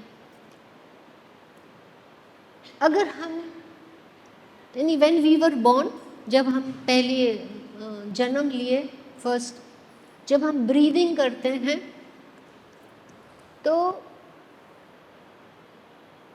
हमारा inhalation is longer than exhalation. यानी हम सांस ज़्यादा लेते हैं और छोड़ते कम हैं। जब नवजात शिशु छोटे होते हैं तभी आपने देखा है बच्चे की पेट जो होता है वो पूरा ऊपर, जिसको कुंभक बोलते हैं, वो पूरा ऊपर जाता है, मतलब पूरी सांस भरता है वो। और अपनी हम अभी सांस देखेंगे तो बहुत छोटी है, शैलो है। तो जब हमारा जन्म होता है हम पूरक लंबा लेते हैं, इनहेलेशन लंबा लेते हैं, क्योंकि ग्रोथ है, ग्रोथ करनी है। और जैसे जैसे बड़े होते हैं तो सारा ख़राब कर लेते हैं ब्रेथ को, कभी छोटी बड़ी, ये वो, फास्ट स्लो, एंजाइटी, स्ट्रेस, जो भी। पर जब हमारी डेथ होने वाली होती है या as we are ageing and going towards death, opposite happens. हमारी इनहेलेशन और छोटी हो जाती है और एक्सहेलेशन बहुत बड़ी हो जाती है, यानी ऑक्सीजन जाता ही नहीं है, तो दैट इज़ डेथ। फिर फाइनली इनहेल किया, एक्सहेल किया एंड डेथ, फिर वो इनहेल नहीं होता है, फिर श्वास अंदर नहीं जाती, and that's what we call death medically, कि ख़त्म हो गया। सो बॉडी को हमेशा हेल्दी रखने के लिए और हमेशा संतुलन के लिए ब्रेथ के प्रति हमको कॉन्शियस होना पड़ेगा। तो उसमें इक्वल ब्रीदिंग, इसको अनुबंधित श्वास क्रिया, यानी आपको श्वास को मीटर्ड रखना होगा। ऐसा नहीं, ये फ़र्क नहीं करना है, क्योंकि ये आपके हार्ट रेट को भी डिस्टर्ब करेगा, जो भी है, पूरी इसमें साइंस है, राइट। सो वो प्रैक्टिस हम लोग करते हैं। हम जब ध्यान करते हैं हम 2 मिनट में ही, आधे मिनट में ही फ्रेश हो जाते हैं। तो अब केशवानंद जी ने बोला कि भारत के ऊपर तो वशीकरण का, हिप्नोटिज्म का, इंडिया को ही पूरे हिप्नोटाइज करने का कुछ आसुरी शक्तियों ने ऐसा कुछ तंत्र मंत्र, जप तप, गॉड नोज क्या करते हैं, उससे उन्होंने सारा गंदा कर दिया और हम लोग हिप्नोटाइज्ड हैं। हम अपनी संस्कृति को कहते हैं इतनी अच्छी नहीं है, वो वाली संस्कृति अच्छी है, अपना धर्म छोड़ के उधर जा रहे। तो उन्होंने कहा अनुबंधित आता है, तो अब ओम ब्रह्मनाद ध्यान व प्राणायाम, यानी दोनों के लिए एक ही नाम है, ओम ब्रह्मनाद। यानी जब हम श्वास लेंगे, इनहेल लेंगे, तो हम ओम बोलेंगे, और जब एक्सेल करेंगे यानी रेचक श्वास छोड़ेंगे, तो अपने अंदर, जिसका हमें ज्ञान नहीं है, जो भी डार्क पार्टिकल्स हैं जो भारत के ऊपर, जो उन्होंने कहा हिप्नोटिज्म के, वशीकरण के हैं, वो आप निकाल दो। तो इमेजिन, विजुअलाइज योरसेल्फ कि वो आपके अंदर से निकल रहा है, कि ओम है, उसका क्या कलर है, उसका ऑरेंज एंड वाइट है। अब इसमें मैं फिर खुश हो जाऊंगी कि हमारे ऋषियों ने इतनी अच्छी चीज़ हमें बताई। पारिजात, कि जैसे पारिजात का पुष्प होता है, हार श्रृंगार जो ऑरेंज एंड वाइट है, ओम में 2 कलर्स हैं, सैफरन एंड वाइट। तो ये हमारे फ्लैग में है, हमें खुश होना चाहिए। Orange is for illumination, white is for piece, ये 2 कलर्स हैं। तो ओम का जाप करो, ओम को अपनी नाभि पे गुंजन करो। हमारी नाभि के अंदर हमारी इच्छा शक्ति है, यानी जागने के लिए, अपने आप को जगाने के लिए। जो मैंने कहा, भाई तामसिक हो रहे हो, तमस पड़ा है, आलसी हो, डिसइंटरेस्टेड हो, इंडिफरेंट हो, रिलक्टेंट हो, एक्सक्यूज बनाते हैं, टाइम नहीं है, थकान है, मौका नहीं मिलता, बैठ नहीं सकते, ये सब बहाने। ज़रूर 10 मिनट 5 मिनट सुबह शाम शांति में एकांत में बैठना है। जो ओम जाप करते हैं, ओम को, जो क्योंकि बिगनर्स हैं, हम ऐसा कर सकते हैं कि ओम का जब हम रेसिटेशन या चांटिंग बोलते हैं आजकल, वो करेंगे तो आपके सारे चक्र स्वयं साफ हो जाएंगे। जिसको लगता है कि मुझे बहुत ज़्यादा इस पे वर्क करना है, तो जो हमारे चक्र हैं उसको विजुअलाइज करो आप, और ओम को उसके ऊपर टिकाओ, तो वो साफ होगा आपका। तो सारे चक्रों तक आप कर सकते हो। और जिसको लगता है कि नहीं, मेरे को ज़रूरत नहीं है, तो फिर वो अपने नाभि में भी आ सकता है। नाभि में ओम का गुंजन करो, स्पंदन करो, वाइब्रेशंस, क्योंकि उसमें हमारी इच्छा शक्ति एक ग्लैंड में, एक ग्रंथि में होती है। हमारी इच्छा शक्ति हमको इस रास्ते पे या इस साधना में आगे लेके जाएगी, क्योंकि आपको कोई करा नहीं सकता अगर आपके अंदर इच्छा नहीं है। No one can do it for you. तो वो इच्छा शक्ति को जगाना पड़ता है, वो हमारी नाभि में। और जो इसके आगे निकल जाएगा, तो ये जो आज्ञा चक्र है, 6 चक्र है, उसके ऊपर भी आप ओम का गुंजन कर सकते हैं या ओम का चांटिंग करो। और लास्टली जो हमारा क्राउन चक्र है, क्योंकि कोई ना तो कोई है जो 7 चक्र पे भी है, यानी अपने ऊपर आकाश में, पूरे ब्रह्मांड में ओम का गुंजन करो। तो इस तरह अपने लिए, अपने घर के लिए, सबके लिए, पूरे विश्व के लिए, क्योंकि अगर विश्व में शांति नहीं, जिसको तोड़फोड़ करनी है या जिसको समझ नहीं आता जीवन में कैसे रहना है, धरती पे कैसे रहना है, पड़ोस में कैसे रहना है, सोसाइटी में कैसे रहना है, पब्लिक लाइफ में कैसे रहना है, उसके लिए हम कुछ नहीं कर सकते, सबको खुद सीखना होता है। हम ये काम कर सकते हैं। ओम के 3 रंग हैं, और ओम को आप अपने नाभि में ज़रूर गुंजन करना, क्योंकि इससे और कुछ, बहुत कुछ होता है। अभी धीरे धीरे आप करके देखिएगा। ये था केशवानंद जी की तरफ से। उन्होंने यही कहा था कि meditate on Om, chant Om, revive Om in your deepest consciousness. Om is Brahma, Om is शाश्वत, ओम इज सत्य, ओम इज शक्ति। इससे पहले एक्चुअली जो नहीं हो पाया, मैंने I wanted to tell you कि जो हमने शुरू में बात बोली थी कि हमारा पहला जन्म कैसे, यानी हमारी कृति, हमारी उत्पत्ति कैसे हुई, तो ईश्वर ने सबसे पहले हमें हमारे अंदर ओम डाला। तो वो जो ओम है उसकी मेमोरी हमारी बहुत डीप होती है, ये हमको पता नहीं, क्योंकि हमने उसके ऊपर इतने सारे लेयर्स डाल दिए। और अगर हम वो मेमोरी को रिवाइव करते हैं तो हमारे अंदर एक विशेष शक्ति पैदा हो जाती है, और नाभि में अगर हम ओम का गुंजन करते हैं तो ये वाली मेमोरी बहुत जल्दी, जो हमने फर्स्ट टाइम अपने अंदर ओम ईश्वर से डलवाया था, यानी इधर हमने जन्म लेने से पहले ही जब हमारा शरीर फर्स्ट टाइम बनने ही वाला था, पहले से ही भगवान ने बनाया, यानी ईश्वर ने ओम का गुंजन हमारे लिए किया, फिर हमारा शरीर बना, फिर हमारी नाभि में ओम जमा कर दिया।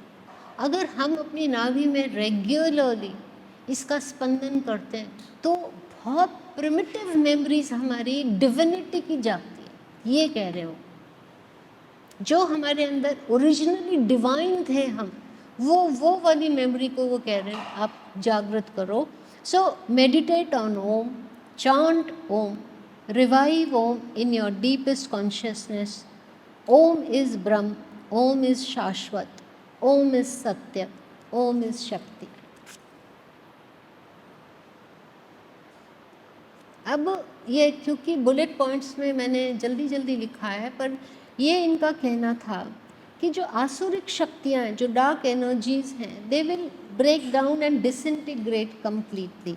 यानी वो भारत से बहुत प्रेम करते हैं, तो उनको, केशवानंद जी की बात कर रही हूँ, स्वामी केशवानंद को नहीं पसंद कि भारत को कोई डिसइंटीग्रेट करे। उनको बहुत प्यार है, बंगाल से तो बहुत प्यार है। वो तो कहते हैं मेरे इतने जन्म हुए, तुमने बंगाल को दूषित कर दिया। तो इससे हमारी साधना से भारत का आकाश स्वच्छ होगा और भारत की शक्ति जागेगी, भारत में ओम का स्पंदन बढ़ेगा और फाइनली भारत का भाग्य जागेगा। अभी सोया हुआ है ना, और Bharat will become powerful again and one day become a विश्व गुरु again। यानी भारत का सबसे नंबर 1 प्लेस है वर्ल्ड में कि आध्यात्मिक शक्तियाँ बहुत हैं, तो वो संसार को वापस भारत से मिलेंगी। और जो हमारे अंदर ईश्वर ने, ये मेरी कंक्लूडिंग लाइन है, जो हमको भगवान ने सबसे पहले ओम दिया था, यानी जो हमारे अंदर स्थापित किया था ओम, वो ब्रह्मनाद है, यानी ईश्वर का साउंड है, और वो हम अपने अंदर वापस से जगाएं। If just remembering God's name in the form of Om, if that can help people, please help them. Right? Thank you so much.